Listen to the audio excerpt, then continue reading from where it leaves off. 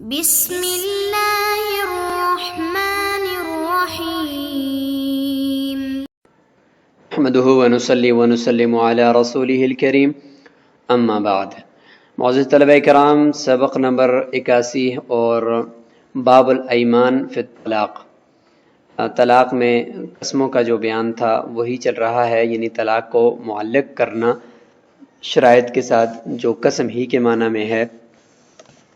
تو اس میں ہم نے تعلیق کی شرائط، حکم اور اس کے الفاظ یہ پڑھ لیے، اور اب ہم بات کرتے ہیں تعلیق طلاق کی مختلف صورتیں، اور اس میں پھر ہم بات کریں گے مختلف الفاظ سے طلاق کو معلق کرنے کے احکام، اور ساتھ ہی شرط اور جزا میں تعدد، کبھی شرط میں تعدد ہوگا، کبھی جزا میں تعدد ہوگا، یعنی ایک سے زائد شرط ہوگی یا جزا ایک سے زائد ہوں گی، تو ان کو ہم انشاءاللہ آج دیکھتے ہیں۔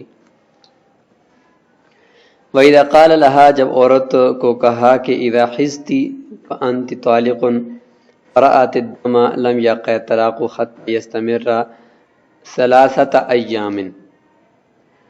یہ مسئلہ اس طرح ہے کہ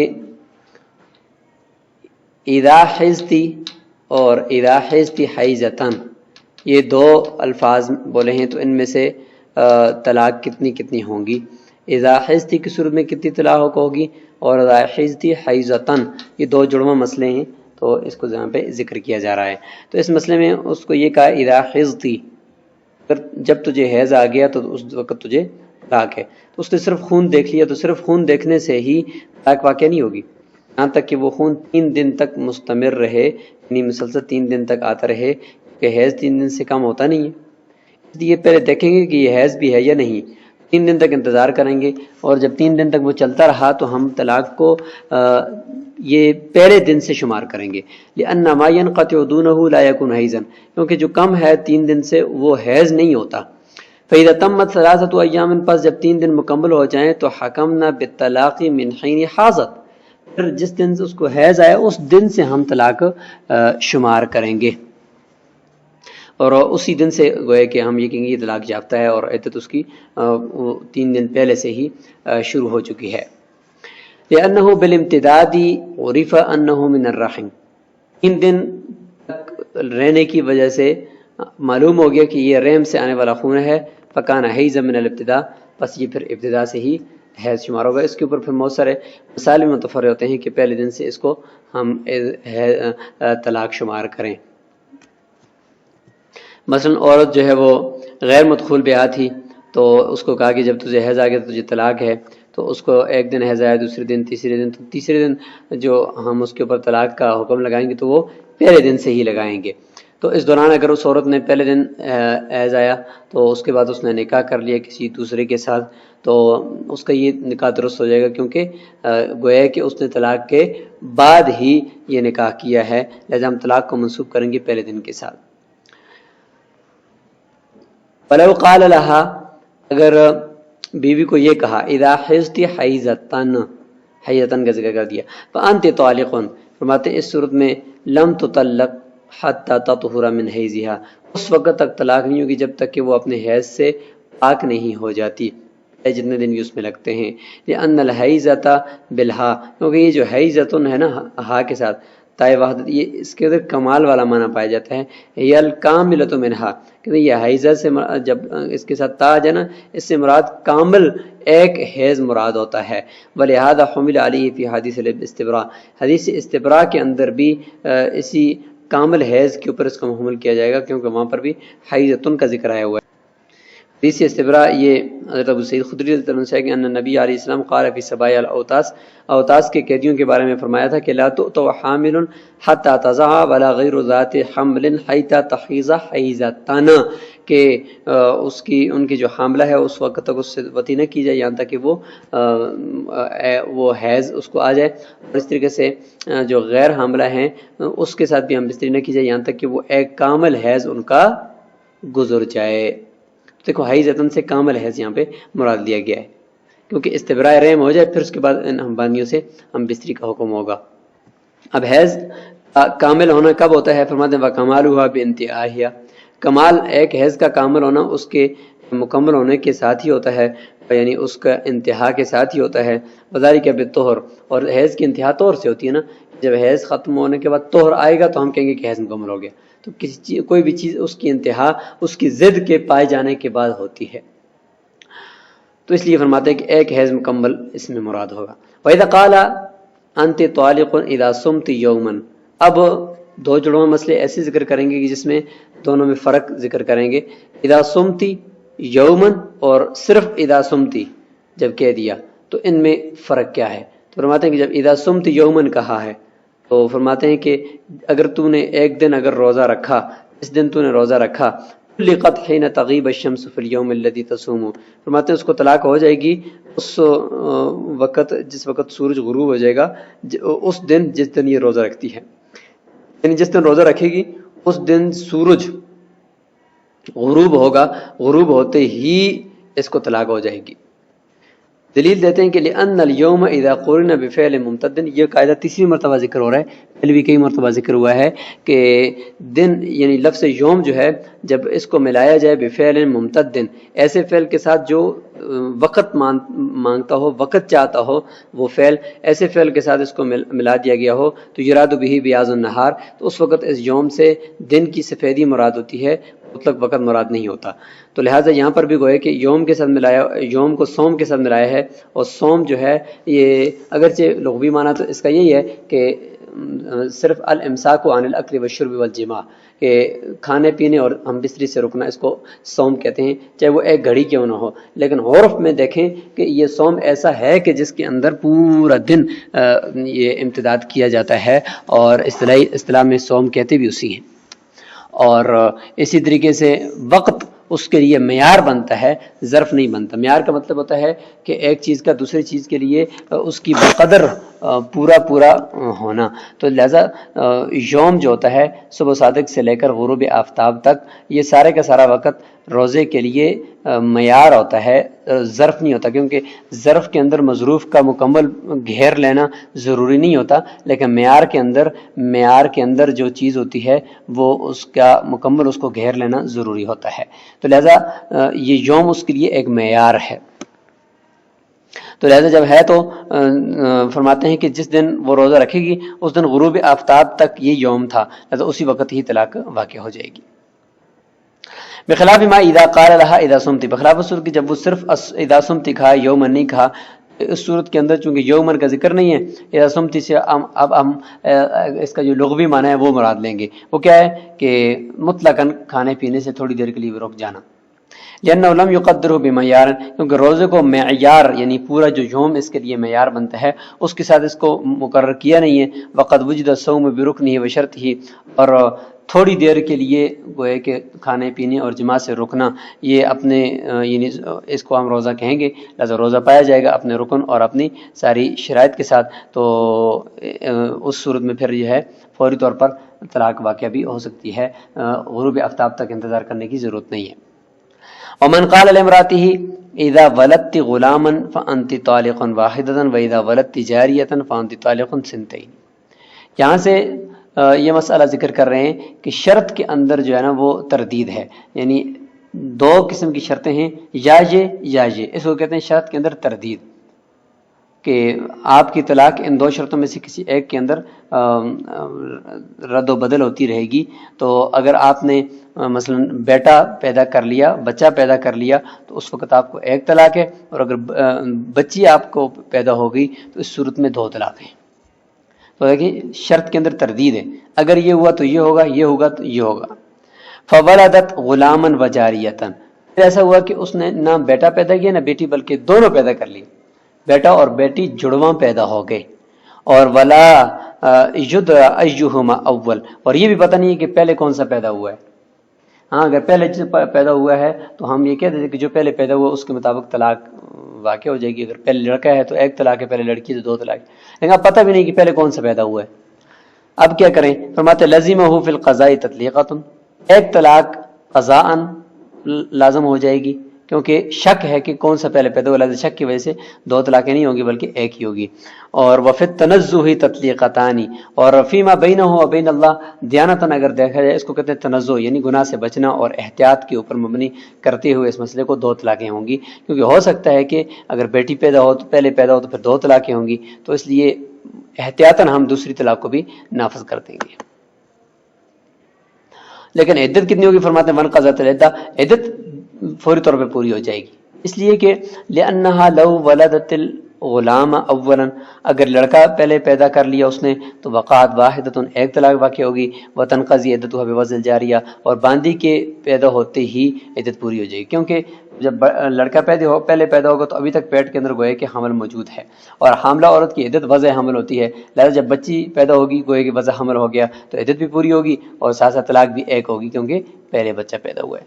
ثم لا تقع اخرى به، پھر بچے بعد میں جب بچی پیدا ہوئی ہے نا اس کی وجہ سے کوئی دوسری طلاق واقع نہیں ہوگی، کیونکہ وہ بچی پیدا ہوتے ہی نکاح ختم ہو گیا اور عدت بھی پوری ہوگی، نکاح تو پہلے ہی ختم ہو چکا، عدت بھی پوری ہوگی۔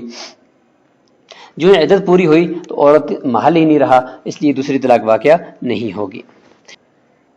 لأنہ حال انقضاء العدہ، لأنہ ہے کہ یہ عدت کے پورا ہونے کا وقت ہے، لہٰذا چونکہ دوسرا حمل گرتے ہی وہ عدت پوری ہوگی، کہ پہلا بچہ پیدا ہوا تو ایک طلاق واقع ہوگی، پھر اس کے بعد جب بچی پیدا ہوگی تو لہٰذا طلاق واقع ہونے کے بعد اس کی عدت تھی، اور عدت چونکہ اس کے پیٹ میں ایک اگلا بچہ اور بھی ہے تو یہ حاملہ ہے، اور حاملہ کی عدت جو ہوتی ہے وہ وضع حمل ہوتی ہے، لہٰذا بچی پیدا ہوتے ہی وہ عدت بھی پوری ہوگی، لہٰذا یہ بچی پیدا ہونے کے ساتھ دوسری طلاق واقع نہیں ہوگی، کیونکہ بچی پیدا ہونے کے دوران کا جو وقت ہے وہ تو عدت کے گزرنے کا وقت ہے، اور عدت کے گزرنے کی جو حالت ہوتی ہے اس کے اندر کوئی طلاق وغیرہ واقعہ نہیں ہوتی، کیونکہ ابھی ویسے بھی زوال کا وقت ہے، زائل نکاح کے زائل ہونے کا وقت ہے، تو لہذا اس دوران کچھ بھی واقعہ نہیں ہوتا۔ وَلَوْ وَلَدَتِ الْجَارِيَةُ أَوَّلًا، اگر بچی پیدا ہو گئی تو فرماتے ہیں کہ وقعت تطلیقتان، ولدت الجاریہ بھی پڑھ سکتے ہیں کہ اگر اس نے پہلے بچی پیدا کر دی اس صورت میں دو طلاقیں ہو جائیں گی، جس طرح شرط میں کہا گیا ہے کہ اگر تجھے بچی پیدا ہوگی تو تجھے دو طلاقیں، تو لہذا پہلے بچی پیدا ہونے کی صورت میں دو طلاقیں ہو جائیں گی۔ وانقضت عدتها بوضع الغلام، اور پھر اس کے بعد جب بچہ پیدا ہوگا تو بچہ پیدا ہونے کے ساتھ ہی اس کی عدت پوری ہو جائے گی۔ ثم لا يقع شيء آخر به، لہذا اس بچے کی پیدا ہونے کی وجہ سے کوئی اور طلاق واقعہ نہیں ہوگی، لما ذکرنا انه حال الانقضاء، جیسے کہ ہم نے ذکر کیا کہ یہ عدت کے پورا ہونے کا وقت ہے، اس دوران کچھ بھی طلاق واقعہ نہیں ہوتی، لہذا عدت بھی پوری ہوگی اور طلاقیں بھی اس طریقے سے ہو جائیں گی۔ لہذا اس صورت میں اگر دیکھا جائے کہ اگر بچی پیدا ہوتی ہے تو دو طلاقیں، بچہ پہلے پیدا ہوتا ہے تو ایک طلاق، فإذا في حال تقع واحدة وفي حال تقع سنتان، ایک حالت میں ایک طلاق واقع ہوتی ہے، دوسری حالت میں دو طلاقیں واقع ہوتی ہیں۔ فلا تقع الثانية بالشك والاحتمال، لہذا شک اور احتمال کی وجہ سے جو ہے وہ دوسری طلاق واقعہ نہیں ہوگی۔ قضاء ہم نے کہا کہ صرف ایک ہی ہوگی، کیونکہ یہاں پر لڑکا لڑکی دونوں جڑواں پیدا ہوئے ہیں اور کسی کا کوئی پتہ نہیں ہے کہ پہلے کون سا پیدا ہوا ہے۔ وَالْأَوْلَى أَن نَأْخُذَ بِالثِّنْتَيْنِ، لیکن بہتر یہ ہے کہ ہم دو طلاقوں کو لے لیں، دو طلاقیں واقع کر لیں، تنزہاً و احتیاطاً، گناہ سے بچتے ہوئے اور احتیاط کے اوپر عمل کرتے ہوئے، کیوں والعدۃ منقضیۃ یقیناً، لیکن البتہ عدت جو ہے وہ یقینی طور پر پوری ہو چکی ہے، جیسے کہ ہم نے بیان کر دیا کہ وہ حاملہ ہی تھی، لہذا وضع حمل جب ہوا ایک بچے کے بعد دوسری مرتبہ، اگرچہ وہ تھوڑی سی وقت بیچ میں گزرا تو حاملہ کی عدت وضع حمل ہوتی ہے، چاہے وہ ایک گھنٹے بعد کیوں نہ ہو، تو لہذا وضع حمل کی وجہ سے عدت تو پوری ہو چکی ہے۔ وَإِنْ قَالَ لَهَا إِنْ كَلَّمْتِ أَبَا عَمْرٍ وَأَبَا يُوسُفَ فَأَنْتِ طَالِقٌ ثَلَاثًا، یہ بھی تعدد ہے شرط کے اندر، یعنی شرط دو ہے، ابو عمر اور ابو یوسف، ان سے اگر تو نے بات کی تو تجھے تین طلاق ہے، مطلب یہ ہے کہ ان دونوں سے بات کرے گی تو تب طلاق واقع، تین طلاقیں، اگر ان میں سے ایک سے کرے گی دوسری سے نہیں کرے گی طلاق واقع نہیں ہوگی، تو مطلب یہ کہ ابا عمر اور ابو یوسف دونوں سے بات کرنا ضروری ہے، اور طلاقیں کب نافذ ہوں گی؟ آخر میں جا کر نافذ ہوں گی، یعنی ان دونوں میں سے آخری سے بات کب کی ہے، اگر اس شخص کی ملکیت میں رہتے ہوئے کی ہے تو طلاق ہوگی، اور اگر اس کی ملکیت سے باہر کی ہے تو پھر طلاق واقع نہیں ہوگی۔ تو دیکھیں تو کہتا ہے کہ ابو عمر اور ابو یوسف سے اگر تو نے بات کی تو تجھے 3 طلاق ہیں. پھر اس طرح ہوا کہ اس نے 1 طلاق منجز اس کو دے دی، ابھی تک اس نے بات نہیں کی تھی، پہلے سے 1 طلاق ویسے ہی فوری طور پر دے دی.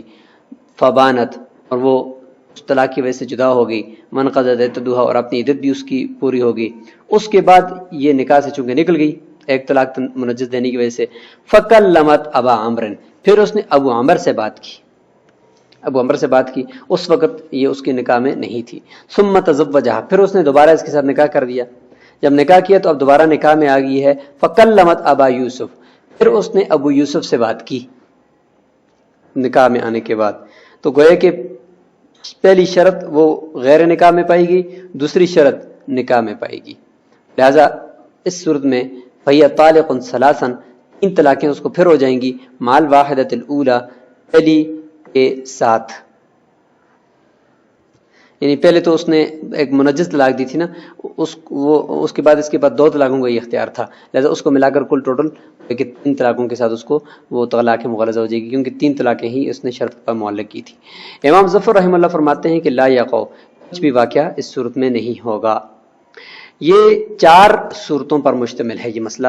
وہادی اعلی وجوہ، 4 صورتیں ہوں گی. نمبر 1، اما ان وجد الشرطان فی الملک، پہلی قسم یا پہلی صورت یہ ہے کہ دونوں شرطیں ملکیت میں پائی جائیں، یعنی ابو عمر کے ساتھ اور ابو یوسف دونوں کے ساتھ بات نکاح کی ملکیت کے اندر ہی پائے گی، دونوں شرطیں. تو فیقع، فرماتے ہیں کہ اس صورت کے اندر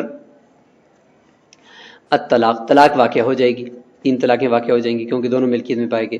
وہذا ظاہر، یہ تو ٹھیک ہے. او وجدا فی غیر الملکی، یا دونوں ملکیت کے علاوہ میں پائے گئی، یعنی اس نے طلاق منجز دے دی تھی اور وہ عورت جدا ہو گئی تھی، پھر اس نے ابو عمر یا ابو یوسف دونوں سے بات کر لی، غیر نکاح میں کر لی، دونوں شرطیں باہر پائے گئیں. فلا یقع، تو اس صورت میں کچھ بھی واقع نہیں ہوگا. جس وقت ان دونوں سے بات کر رہی تھی تو اس کی بیوی نہیں تھی، تو یہ مکمل ہوگی. اب تیسری صورت، او وجد الاول فی الملکی والثانی فی غیر الملکی، پہلی شرط جو ہے وہ ملکیت میں پائی گئی، یعنی ابو عمر کے ساتھ بات کرتے ہوئے یہ نکاح میں تھی، اور والثانی فی غیر الملکی، اور دوسری جو ہے وہ غیر ملک میں پائی گئی، یعنی ابو یوسف کے ساتھ بات کرتے ہوئے وہ ملکیت میں اس شوہر کی نہیں تھی جس نے طلاق معلق کی ہے. فلا یقع ایضا، اس صورت میں بھی واقعہ نہیں ہوگی. کیوں؟ اس لیے کہ لأن الجزاء لا ينزل فی غیر الملکی، کیونکہ جزا جو ہوتی ہے وہ ملکیت کے علاوہ میں اترتی نہیں ہے. لہٰذا انت طالق ثلاثا جو جزا ہے یہ غیر ملکیت میں نہیں اترے گی. فلا یقع، لہٰذا طلاق بھی واقع نہیں ہوگی، کیونکہ یاد رکھیں کہ شرط کے مکمل ہونے کے بعد جزا اترتی ہے، اور جب شرط مکمل ہو رہی تھی تو وہ ابو یوسف سے بات کرنے کے ساتھ مکمل ہوئی ہے، اور ابو یوسف سے بات غیر ملک میں کی ہے، لہٰذا اس وجہ سے طلاق واقع نہیں ہوگی. او وجد الاول فی غیر الملکی والثانی فی الملکی، پہلی وہ ملکیت کے علاوہ میں پائے گی اور دوسری ملکیت میں پائے گی. یہ کتاب کا مسئلہ ہے اور یہ اختلافی مسئلہ ہے. یہ کتاب میں ہے کہ پہلی جو ابو عمر سے بات کی ہے وہ تو نکاح میں نہیں تھی اس وقت کی ہے، اور ابو یوسف سے بات دوبارہ نکاح کر لیا تھا پھر اس کے ساتھ بات کی ہے. تو لہٰذا بعد میں یعنی شرط جب مکمل ہو رہی تھی اس وقت یہ ملکیت میں موجود تھی یہ عورت، لہٰذا اس وجہ سے اب اس کے اوپر یہ جزا اترے گی اور یہ اس وقت شوہر کی ملکیت میں بھی ہے. تو اس میں اب اختلاف ہے. اس میں حناف جو ہے وہ فرماتے ہیں کہ اس عورت کو 3 طلاقیں ہو جائیں گی، اور امام ظفر فرماتے ہیں کہ نہیں، اس صورت میں طلاقیں واقع نہیں ہوں گی. لہو اعتبار الاول بالثانی، امام ظفر رحمہ اللہ پہلی شرط کو دوسری شرط پر قیاس کرتے ہیں. وہ فرماتے ہیں کہ اذ فی حکم الطلاق کشیء واحد، طلاق کے حکم میں دونوں ایک ہی چیز ہیں. لہٰذا اگر پہلی شرط غیر ملک میں پائی گئی، یعنی ابو عمر کے ساتھ بات کرنا، یہ غیر ملک میں پائی گئی تو دوسری بھی اس کے ساتھ مل جائے گی، گوئے کہ دونوں ایک چیزیں، کچھ بھی واقعہ نہیں ہوگا. لہٰذا اس صورت میں کچھ بھی واقع نہیں ہوگا. جب پہلی غیر ملک میں ہو دوسری ملک میں ہو تو کچھ بھی واقعہ نہیں ہوگا. ولنا حناف فرماتے کہ ان صحت الکلام باہلیت المتکلم، کلام کی جو درستگی ہوتی ہے وہ متکلم کی اہلیت کے اوپر اس کا انحصار ہے. تو لہٰذا جب متکلم اہل ہے تو اس کا کلام بھی درست ہوگا. جب کلام درست ہے تو گویا کہ اس نے یہ جو بات کی ہے کہ اگر تو نے ابو عمر سے بات کی اور ابو یوسف سے بات کی تو تجھے طلاق ہے، تو اس صورت کے اندر احناف کے نزدیک شرط کا آخری حصہ یعنی دوسری شرط کا آخری حصہ کے اوپر سارا انحصار ہے کہ وہ کس حالت میں پایا گیا. اگر وہ ملکیت کی حالت میں پایا گیا تو لہٰذا پچھلا ساری کی ساری گویا کی شرط جو ہے وہ ملکیت کی حالت میں سمجھی جائے گی اور طلاق واقع ہو جائے گی. الا ان الملک یشترط حالت التعلیق، لیکن ملکیت کا جو اعتبار کیا گیا ہے تو فرماتے ہیں کہ ملکیت مشروط ہے تعلیق کی حالت میں. ملکیت مشروط ہے تعلیق کی حالت میں. جب معلق کر رہا تھا طلاق کو اس وقت ملکیت ہونی چاہیے تاکہ لیسیر الجزاء غالب الوجود لاستصحاب الحال، تاکہ جزا جو ہے وہ اس کا وجود غالب ہو جائے استصحاب حال کے طور پر. استصحاب حال کا مطلب یہ ہے کہ ماضی میں جو حالت رہی ہے اسی حالت کو آخر میں بھی قیاس کیا جائے کہ آخر میں بھی اسی طریقے سے ہوگا. تو لہٰذا جس وقت کہہ رہا ہے کہ تو نے ابو عمر اور ابو یوسف سے بات کی تو تجھے 3 طلاقیں، تو اس وقت وہ عورت اس کی ملکیت میں ہونی چاہیے تاکہ ہم یہ سمجھ سکیں کہ جب یہ بات کرے گی تو اس وقت بھی ہم استصحاب حال یہ کہتے ہیں کہ بھئی جب ابھی نکاح میں ہے تو اس وقت بھی اس کے نکاح میں ہی ہوگی. تو لہٰذا ایک تو یہ ہونا چاہیے فتصح الیمین، پس قسم منعقد ہو جائے گی جب اس کی ملکیت میں ہے. وعند تمام شرط، اور دوسرا یہ کہ ملکیت مشروط ہے شرط کے مکمل ہوتے وقت. تو 2 جگہوں پر ملکیت کو ہونا ضروری ہے، ایک شرط لگاتے وقت اور دوسرا شرط کے مکمل ہوتے وقت. لینزل الجزاء، کیونکہ وہ جزا کے اترنے کا وقت ہوتا ہے تاکہ جزا اترے تو آگے عورت اس کی ملکیت میں ہو. لأنه لا ينزل الا في الملك، کیونکہ جزا جو اترے گی وہ ملکیت میں اترے گی. فانت طالق ثلاثا کی جو جزا ہے وہ ملکیت میں اترے گی. لہٰذا بیچ میں کوئی ملکیت میں کبھی تھی کبھی نہیں تھی، جس طریقے سے نصاب کے اندر دیکھیں زکوٰۃ کا نصاب ہے سال کے شروع میں اور سال کے آخر میں پورا ہونا ضروری ہے، بیچ میں کم زیادہ ہوتا رہے اس کا اعتبار نہیں ہے. تو لہٰذا یہاں پر جب اس نے شروع میں طلاق معلق کی اس وقت ملکیت ہونی چاہیے، طلاق کا اس کو مالک ہونا چاہیے، عورت اس کے نکاح میں ہونی چاہیے. اور جس وقت شرط مکمل ہو رہی تھی، شرط مکمل ہوتی ہے ابو یوسف سے بات کرنے کے ساتھ، اور اس وقت وہ ملکیت میں ہونی چاہیے تاکہ جزا اترے. تو لہٰذا چاروں صورتوں میں آپ خود ہی دیکھ لیں کہ پہلی صورت کے اندر دونوں شرطیں جب ملکیت میں پائی گئی ہیں تو لہٰذا شرط جب تام ہوئی تو ملکیت تھی، طلاق واقع ہو جائے گی. دوسری میں دونوں غیر ملک میں پائی گئی طلاق واقع نہیں ہوگی. تیسری میں یہ تھا کہ پہلے والی ملکیت میں دوسری والی غیر ملک میں پائی گئی تو پھر بھی طلاق واقع نہیں ہوگی کیونکہ شرط جب تمام ہو رہی تھی تو اس وقت ملکیت نہیں تھی. اب یہ چوتھی صورت متن والی ہے کہ پہلی ابو عمر سے بات وہ تو غیر ملک میں ہے لیکن ابو یوسف سے بات وہ ملکیت میں ہے. لہذا شرط کے تام ہوتے وقت ملکیت چونکہ موجود ہے اور شروع میں معلق کرتے وقت بھی چونکہ ملکیت موجود ہے اس لیے تینوں طلاقیں واقع ہو جائیں گی. وفیما بین ذالک، اور جو بیچ کا وقت ہے الحال حال بقاء الیمین، قسم کے باقی ہونے کی حالت ہے، اس طریقے سے نصاب کے باقی ہونے کی حالت ہوتی ہے. فیستغنی عن قیام الملک، اس میں ملکیت کے قائم کرنے کی ضرورت نہیں ہے، لہذا وہ ملکیت کے قیام سے مستغنی وقت ہے. اذ بقاؤہ بمحلہ، کیونکہ اس میں قسم کا باقی رہنا وہ قسم کے محل کے باقی رہنے کے ساتھ ہوتا ہے. قسم کا محل کیا ہے؟ وہ حالف، قسم کھانے والا، وہ شوہر. تو جب وہ موجود ہے تو محل باقی ہے تو قسم بھی باقی ہے. بیچ کا جو وقت ہے اس میں عورت کے ساتھ ملکیت کا ہونا ضروری نہیں ہے. وہ ذمہ، فرماتے ہیں کہ وہ محل کیا ہے؟ وہ ذمہ ہے، اور وہ شوہر ہے، شوہر جو قسم کھانے والا ہے تو اس کا محل موجود ہے. اسی کے ساتھ اس سبق کو یہاں مکمل کریں گے اور اسی باب الایمان فی الطلاق کے اندر جو بقیہ مسائل ہیں انشاءاللہ اگلے سبق کے اندر ان کا ذکر کرتے ہیں. السلام علیکم ورحمۃ اللہ.